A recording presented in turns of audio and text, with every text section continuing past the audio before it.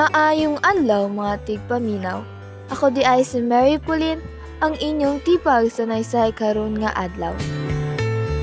Welcome sa among radio drama nga giuluhan Move It, Live It. Kini nga storya maghatag og inspirasyon sa tanan, labi na sa mga estudyante nga maglihok, mag-ehersisyo ug ampingan ang lawas, aron mapabiling kusgan, alerto ug himsog ang kasing-kasing.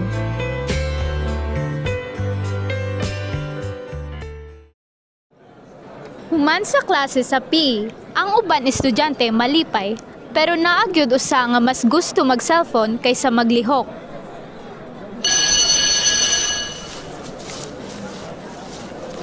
Guys, lingaw kaya ang pay ganina. Nindot kaya akong fili after sayaw.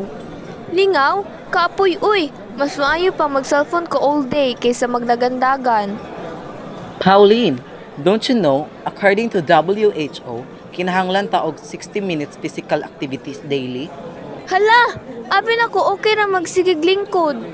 Pagkahuman sa klase, nagstorya sila bahin sa importansya sa paglihok ug pag-exercise. Di gyud okay, Pauline. Kung magsige kag cellphone, dali ka kapuyon o magkasakit pa. Tinuod, pero if mag-walk, mag-bike, or mag-sport, mas kusgan ka o mas happy pa. Right. Small steps can make a big difference. Bisag simple lang like using stairs instead of elevator. Kids, listen!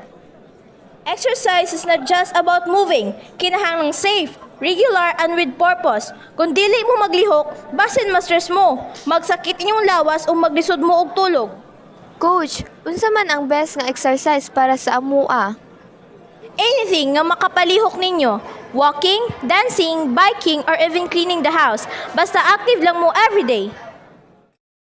Pagkabuntag, nagkita silang tanan sa park aron mag-jogging.